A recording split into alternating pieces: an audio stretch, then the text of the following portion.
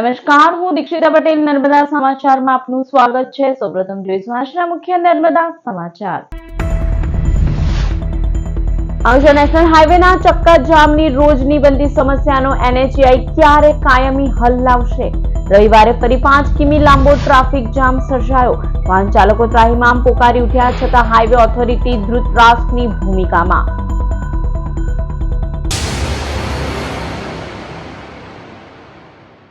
Ankleshwar national highway ઉપર ફરી એકવાર ટ્રાફિક જામની પરિસ્થિતિનું નિર્માણ થતા અનેક વાહન ચાલકો અટવાયા હતા। અંકલેશ્વર નજીક નેશનલ હાઈવે નંબર 48 ઉપર ફરી એકવાર ટ્રાફિક જામની પરિસ્થિતિ સામે આવી હતી। અંકલેશ્વર નજીકથી સુરત તરફ જતી લેનમાં 5 કિલોમીટર લાંબો ટ્રાફિક જામ સર્જાયો હતો। મોડી રાતથી ટ્રાફિક જામની પરિસ્થિતિ સર્જાતા અનેક વાહન ચાલકો અટવાયા હતા। નેશનલ હાઈવે પરના માર્ગ બિસ્માર બન્યા છે, જેના કારણે વાહનોની ગતિ અવરોધાઈ રહી છે। આ તરફ વાલિયા ચોકડી નજીકનો ઓવરબ્રિજ બોટલ નેક હોવાના કારણે પણ ટ્રાફિક જામની સમસ્યા વકરી રહી છે। વાહન વ્યવહાર ધીમો પડતા ટ્રાફિક જામની પરિસ્થિતિ સર્જાય છે, જેના કારણે વાહન ચાલકોના ઈંધણ અને સમય બંનેનો વેડફાટ થાય છે। NHAI ક્યારે હાઈવે પરના માર્ગોનું સમારકામ કરી વાહન ચાલકોને સમસ્યાથી મુક્ત કરશે તેવા સવાલો ઉઠ્યા છે। વારંવાર સર્જાતી ટ્રાફિક જામની પરિસ્થિતિના કારણે વાહન ચાલકો ત્રાહિમામ પોકારી ઉઠ્યા છે। અંકલેશ્વર જૂના બોરભાટા બેટમાં ભરણ પોષણથી બચવા આત્મહત્યાનું કાવતરું રચનાર 330 દિવસની સજા પામેલ પતિ ઝડપે। ભરૂચ ફેમિલી કોર્ટમાં ભરણ પોષણ તથા અન્ય કોર્ટમાં ફેમિલી ડિસ્પ્યુટના કેસ ચાલતા હતા, જે કેસોમાં જૂના બોરભાટા બેટનો ફરાર આરોપી 36 વર્ષીય દીપક પટેલે કોર્ટમાં હાજર રહેવાથી બચવા તરકત રચ્યું હતું। આરોપી 1 વર્ષ અગાઉ પોતાનું બાઇક નર્મદા મૈયા બ્રિજ ઉપર મૂકી સુસાઇડ નોટ લખી પોતાની જાતને છુપાવવા ઘરેથી નાસી ગયો હતો, જે અંગે અંકલેશ્વર શહેર A ડિવિઝન પોલીસ મથકે ફરિયાદ નોંધાઈ હતી। આ દરમિયાન જ્યુડિશિયલ ફર્સ્ટ ક્લાસ જજની ફેમિલી કોર્ટ દ્વારા આરોપીને 330 દિવસની સાદી કે કેદની સજાનો હુકમ કરાયો હતો।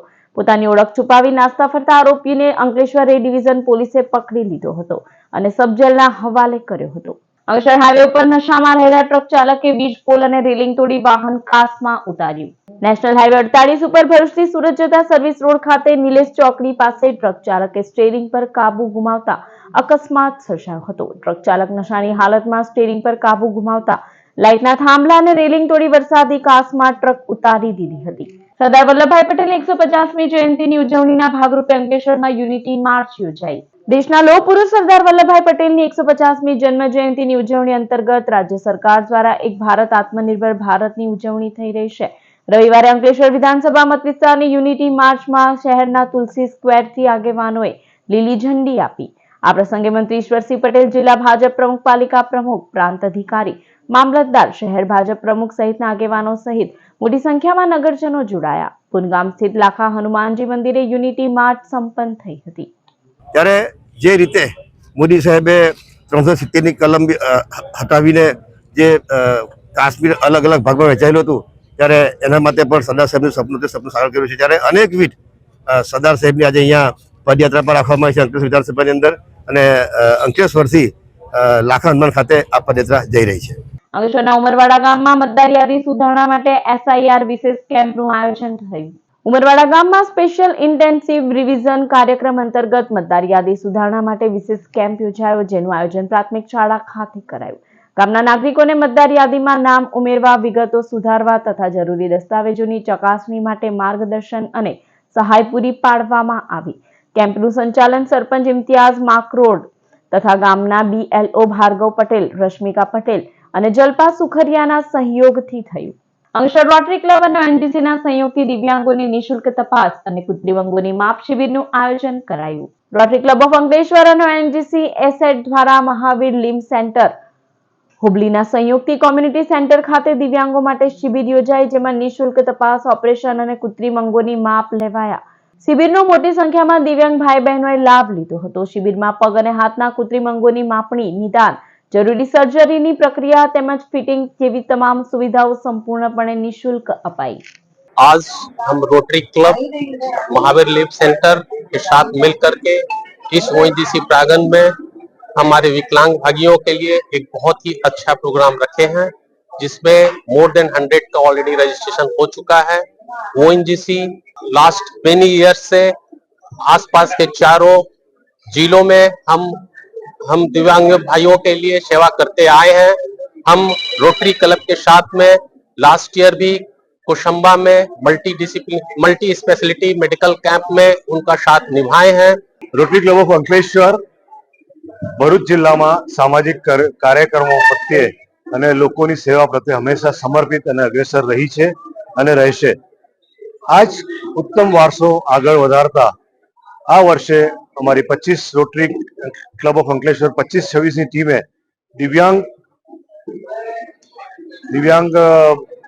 માણસોને, વ્યક્તિઓને એમને જરૂર હોય એ પ્રમાણે હાથ યા પગ નિઃશુલ્ક પૂરા પાડવા માટેનો આ એક ઉત્તમ પ્રયાસ કર્યો છે. ભરૂચ મેઘદૂત ટાઉનશીપ ખાતે રક્તદાન શિબિર યોજાઈ. Bharuch Red Cross blood bank, HDFC બેંકના સહયોગથી બ્લડ ડોનેશન કેમ્પનું મેઘદૂત ટાઉનશીપમાં આયોજન થયું. કેમ્પમાં યુવાનો સહિત સ્થાનિકોએ મોટી સંખ્યામાં સ્વૈચ્છિક રક્તદાન કર્યું હતું. ડોક્ટર સ્નેહા ભટ્ટ અને તેમની ટીમે સેવા આપી બ્લડ ડોનેશન કેમ્પનું સંચાલન મેઘદૂત પરિવારના સભ્યો દ્વારા કરાયું હતું. આજે 16/11 તારીખે મેઘદૂત ટાઉનશીપ નિમિત્તે જાડેશ્વર રેડક્રોસ બ્લડ બેંકના સહયોગથી કેમ્પ કરવામાં આવે છે. અત્યાર સુધી 30 યુનિટ જેવા એકત્ર થઈ ચૂક્યા છે. ભરૂચના ભૃગુ ઋષિ મંદિરે સમૂહ ઉપનયન સંસ્કારમાં 8 બટુકોને અપાયા યજ્ઞોપવિત.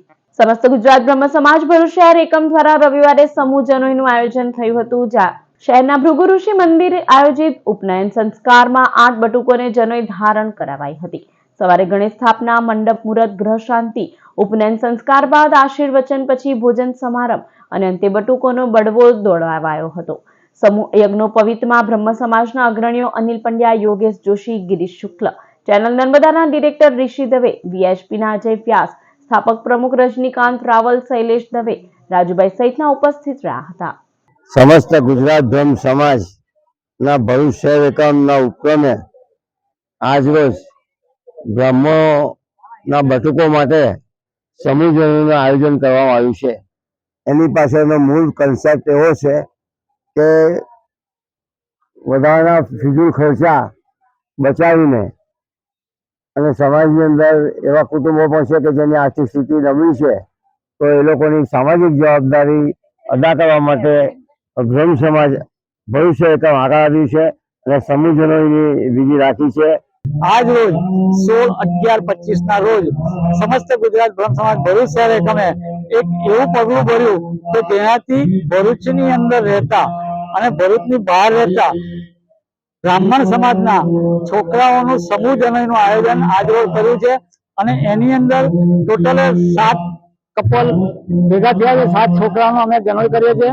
જાડેશ્વર ગામમાં 50 લાખના ખર્ચે સ્લેબ ડ્રેનેજ કામનું ખાતમુહૂર્ત કરાયું. જાડેશ્વર ગામમાં સ્લેબ ડ્રેનેજનું કામ મંજૂર થતા રવિવારે ભૂમિપૂજન કરાયું હતું. ભરૂચના ધારાસભ્યના હસ્તે 50 લાખના કામનું ખાતમુહૂર્ત કરી શરૂઆત કરાઈ, જે 1.5 મહિનામાં પૂર્ણ થશે. ગ્રામજનો અને સોસાયટીના રહીશોની ઘણા સમયથી રજૂઆતો હતી, જેનો ઉકેલ આવશે. આ પ્રસંગે જાડેશ્વર ગામના આગેવાનો, સ્થાનિકો સહિતના ઉપસ્થિત રહ્યા હતા. જૂના Tora cricket premier league TPL season 2 નો પ્રારંભ થયો. ભરૂચના જૂના તોરા ક્રિકેટ પ્રીમિયર લીગમાં 10 ટીમો ભાગ લેશે, જેમાં 170 થી પણ વધુ ખેલાડીઓ રમશે. સતત બીજા વર્ષે પણ ગામના અગ્રણીઓ અને યુવાનો દ્વારા આ ટુર્નામેન્ટના આયોજન સાથે રવિવારથી શરૂઆત થઈ છે. સમાચાર પૂર્ણ કરતા પહેલા એક નજર મુખ્ય સમાચાર પર. અંકલેશ્વર નેશનલ હાઈવેના ચક્કાજામની રોજની બનતી સમસ્યાનો NHAI ક્યારે કાયમી હલ લાવશે? રવિવારે ફરી 5 કિમી લાંબો ટ્રાફિક જામ સર્જાયો. વાહન ચાલકો ત્રાહિમામ પોકારી ઉઠ્યા, છતાં હાઈવે ઓથોરિટી ધૃતરાષ્ટ્રની ભૂમિકામાં.